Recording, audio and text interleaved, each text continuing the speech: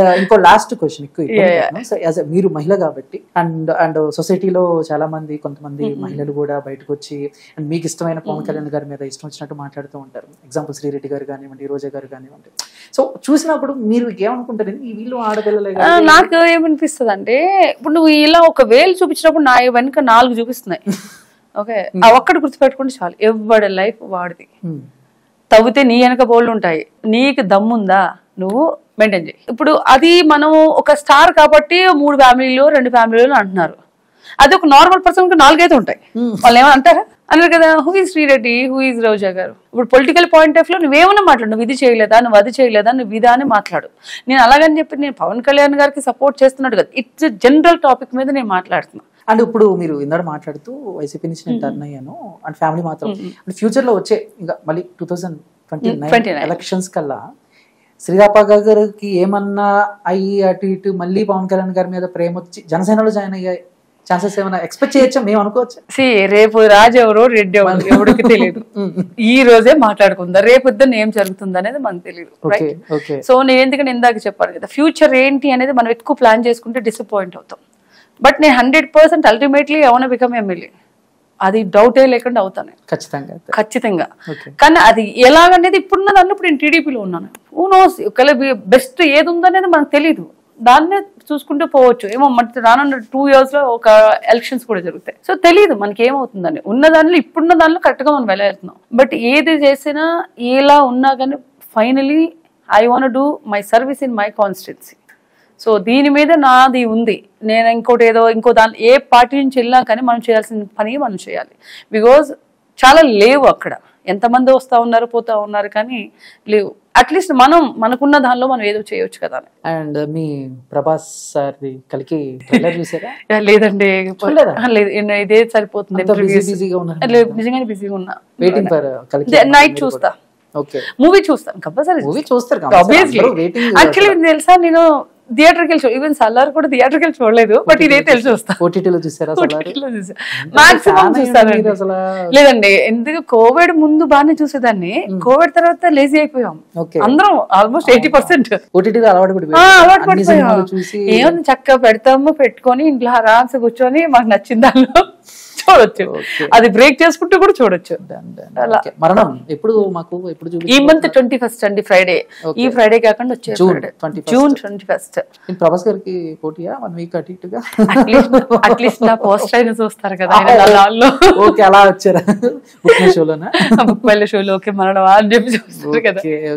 So anyway thank you so much. Thank you so much sir. Thanks a lot. Very nice meeting you and very good chit chat. Gap ఇవ్వట్లా మీకన్నా నేను.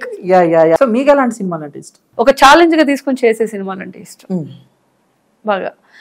తర్వాత ఇంకోటి kick boxing మీద కానీ లేకపోతే ఇలా స్పోర్ట్స్ మీద దాని మీద చేస్తే అవి ఇంకా ఇష్టం. నేను ఒక సినిమా చేసినప్పుడు నేను డూప్ అన్నారు, డూప్ కూడా నేనే చేశాను. డూప్ అంటే అది ఎంత పెట్టి డూప్ తో చేపిస్తా అన్నారు.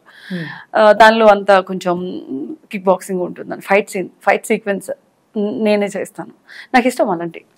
అంటే ఛాలెంజింగ్ ఉండాలి. ఇది రాదు వద్దు అని అనిపించదు నాకు. అంటే శ్రీరాప గారు అవకాశాలు తెలిసిన వాళ్ళని తెలియని వాళ్ళని ఏమైనా ఉంటే చెప్పండి అని అడిగే బాపతే, లేకపోతే జస్ట్ వస్తే చేసుకుందాంలే మనం? ఫస్ట్ నేనేమంటే అడగకుండా అమ్మాయిని అన్నం పెట్టదంటారు కానీ దానికి నేను విరుద్ధం. నేను చాలా మందికి తెలుసు, నాకున్న ఫ్రెండ్ సర్కిల్లోనే. వాళ్ళు రాసుకునేటప్పుడు నిజంగానే అమ్మాయి ఇది చేయగలదు అని రైటప్ చేసుకుంటే నేను ఉంటాను కదా. అలా అనుకున్నప్పుడు వాళ్ళు ఇస్తారు కదా.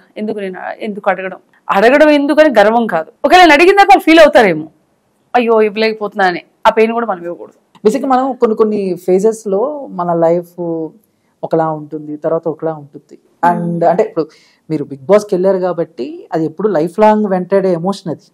బిగ్ బాస్ మీరు రేపొద్దున 10 ఏళ్ళైనా కూడా ఖచ్చితంగా అడుగుతారు. So after Bigg Boss, before Bigg Boss శ్రీరాపక్క లైఫ్ ఏమన్నా చేంజ్ అయ్యిందా? ఏం లేదండి, ఏం లేదు. అప్పుడు ఎలా ఉన్నాను ఇప్పుడు అలాగే ఉన్నాను కదా. ఓకే, ఇంకా మరణం మూవీకి వస్తే, సో దీనిలో ఇంకా మేము చూసాం, ట్రైలర్ చూసాం అండ్ కొంచెం హర్రర్ కామెడీ. బట్ ఇంకా జనాలకి ఇంకెక్కువగా ఎంటర్టైన్ చేసే ఏమున్నాయంటే ఏం చెప్తారు? అంటే సినిమా ఇది కామెడీ అని నేను చెప్పను. It is not a comedy first point. It's అంటే ఆ మూవీతో ఆ సినిమా వెళ్తున్నప్పుడు మనం కూడా దాంతో జర్నీ చేస్తాం. అందులో ఎక్కడా మీకు బోర్ ఉండదు. కానీ ఒక రియల్ గా జరిగిన ఒక ఫ్రెండ్స్ మధ్య జరిగే స్టోరీ, ఒక తప్పు చేస్తే ఇంకో తప్పుని మనం ఒక తప్పుని కప్పుకోవడానికి ఇంకొకటి చేసుకుంటా పోతాం. అదే కర్మ ప్లీజ్.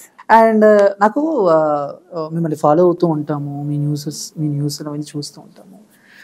సో సర్ప్రైజింగ్ అనిపించింది, కొంచెం అయోమయంలో పడేసింది ఏంటంటే, నమ్మకండి నెక్స్ట్ మీకు అర్థమై ఉంటుంది.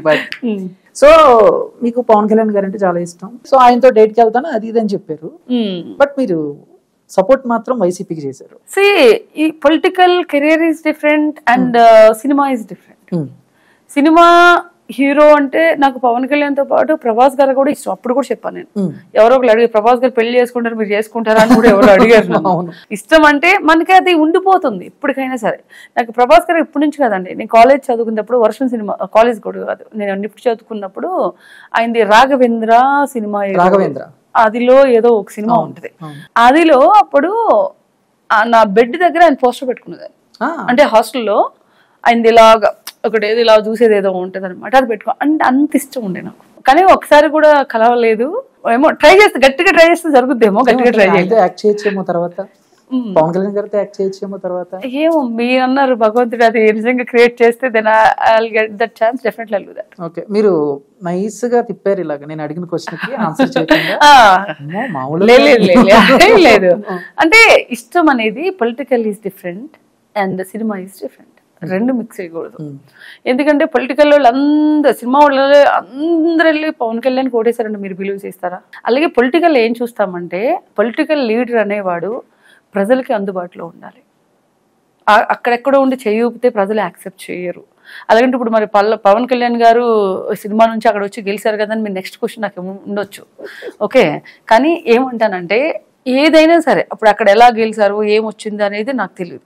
రేపొద్దున ఇదే దానిలో అక్కడ పని చేయకపోతే విత్ ఇన్ 6 months లో కూడా ఎంత బ్యాడ్ వస్తుందో కూడా మనం ఎక్స్పెక్ట్ చేయొచ్చు.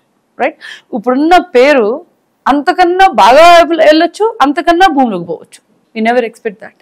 ఎందుకంటే అది ప్రజల మీద ఆధారపడి ఉంటుంది. ఒక పొలిటీషియన్ అనే దానిలో మనకు నచ్చిన లీడర్ ఏంటంటే, మనకి యాక్సెసిబిలిటీ ఎవరున్నారు. నీకు ఏదైనా ప్రాబ్లం వస్తే ముఖ్యమంత్రి దగ్గరికి పోవు, నీ ఊరిలో ఉన్న ప్రెసిడెంట్, ఆ తర్వాత next option MLA. Right, so first option ఎవరికి ఇస్తాము? మన ఊర్లో మనకి ఎవరు సహాయపడతారు, మనకు వస్తే ఏదన్నా వస్తే అంటే మనకే ప్రాబ్లం వస్తే వెళ్తామని కాదు, మన ఊరికి సంబంధించి లేదా మన కాన్స్టిట్యున్సీకి సంబంధించి ఏదన్నా ప్రాబ్లం ఉంది అంటే ఫస్ట్ మనం మీట్ అయ్యేది పోయేది ఫస్ట్ ఎమ్మెల్యే. ఆ యాక్సెస్ లో నాకు ఎవరున్నారో ఆ లీడర్ ఎవరు, నేను అలా చూస్తాను. ఓకే, దాని అంటే మీరు మాట్లాడుతుంటే అండ్ మీ మనసులో మైండ్ లో కొన్ని చాలా రన్ అవుతూ ఉంటుంది కాబట్టి అడుగుతున్నాను, ఒక పొలిటీషియన్ ఎలా ఉండాలి? నా దృష్టిలో పొలిటీషియన్ అంటే ఇప్పుడు మీకు చెప్పాను కదా, ప్రతి ఒక్కడికి అందుబాటులో ఉండాలి. ఫస్ట్ పొలిటీషియన్ చేయాల్సిన మొదటి వర్క్ అది. నువ్వు తీసుకొచ్చి కొన్ని కోట్లు ఇచ్చావు, ఇక్కడ ఇచ్చావు, అక్కడ చేయలేదు. నువ్వు మీకు ఏదో సడన్లీ మీ ఇంట్లోనో మీ ఫ్రెండ్కి ఒక ప్రాబ్లం వచ్చింది, ఒక హాస్పిటల్కి వెళ్ళాలి, ఆ హాస్పిటల్లో యాక్సిడెంట్ కేసు వాడు తీసుకోవట్లేదు, ఒక ఎమ్మెల్యే చెప్తేనే పని జరుగుతుంది అన్నప్పుడు you have to take up that call, you have to solve that problem immediately. So that is called politician. అంటే ఆ పొలిటీషియన్ ఆ దానిలో ఉండగలిగితే ఫస్ట్ అక్కడే నువ్వు సక్సెస్ అవుతావు. నువ్వు కాకుండా పిఏనో లేకపోతే చుట్టమో వాడు బంధువు వాడు అన్నయ్యో పనిచేశాడు అనుకోండి, అవి ఎంతవరకు అవుతాయి? అవ్వు. సో ఈరోజు అంటే నిజంగా చెప్పాలంటే చాలా బ్యాడ్ దానిలో ఉన్నాం మనం పొలిటికల్గా. ఇప్పుడు నేను 2 కోట్లు ఖర్చు పెట్టాను, దీనికి ట్రిపుల్ నేను ఖర్చు తెచ్చేసుకోవాలి అంతే. సో నాకు ఇప్పుడు శ్రీరాపక్క గారితో మాట్లాడిన తర్వాత టింగుమని జ్ఞానోదయం వచ్చిందనమాట. మనం తెర మీద చూసేవాళ్ళు వాళ్ళు కాదు, సో వాళ్ళు కూడా చదువుకుంటారు, వాళ్ళు ఎడ్యుకేటెడ్, వాళ్ళకి చాలా నాలెడ్జ్ ఉంటుంది అని చెప్పేసి శ్రీరాపక్క గారితో మాట్లాడిన తర్వాత నాకు అర్థమైంది. అండ్